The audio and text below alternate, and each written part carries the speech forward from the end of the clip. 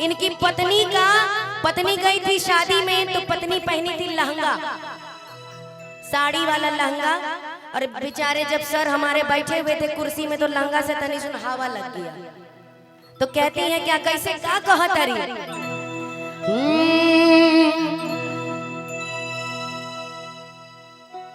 कि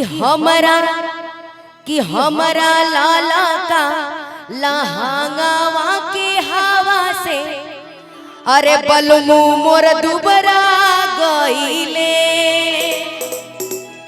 कि हमरा लाला का लहंगावा के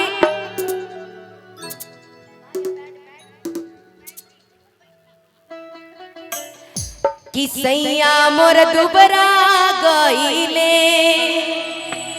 तो इसी में इनकी पत्नी अपनी सासू माँ को बुलाकर कहती है क्या, अरे आई आई सासू जी पलंग पर बैठी हो, अरे आई आई सासू जी पलंग पर बैठी। और इसी तरह आइए ना, यहाँ आइए ना, थोड़ा सा आइए ना, आप ही के लिए तो गा रहे हैं कि अपना बबुआ के होरलिस पिलाई जी, अरे बबुआ दुबारा गईले।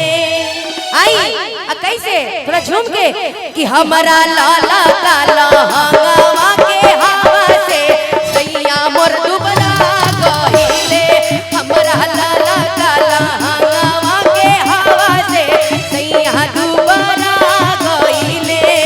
अरे आई आई सासू जी पलंग पर बैठी,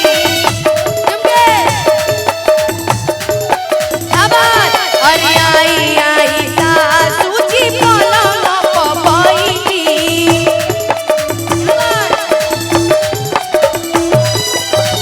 तय अपना बबुआ के होरलिस पिलाई जी, बबुआ दुबारा गईले, हमरा लाला का लहंगावा के हवा से सैया दुबारा गईले। अरे समझी जी जरा ये खड़ा होइए, आप भी जरा इनको उठाइए। क्या बात, क्या बात, ओहो क्या चुके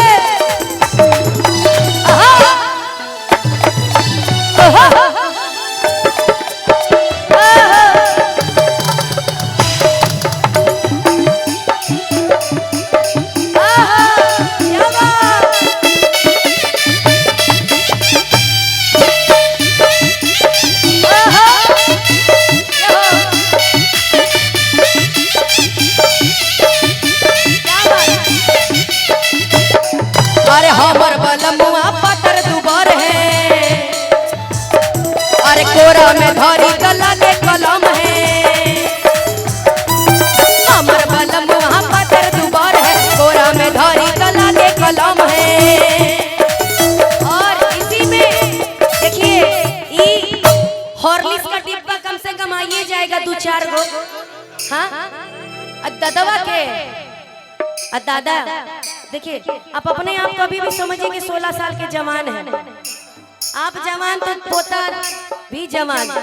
और दादाजी के लिए कहना है क्या, अरे आई आई बाबूजी पलंग पर बैठी,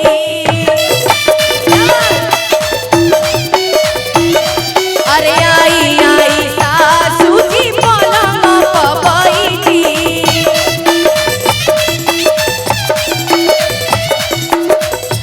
अपना बबुआ के होरलिस पिलाई जी, पियवा दुबारा गईले, हमरा लाला का लहंगावा के हवा से सैया दुबारा गईले।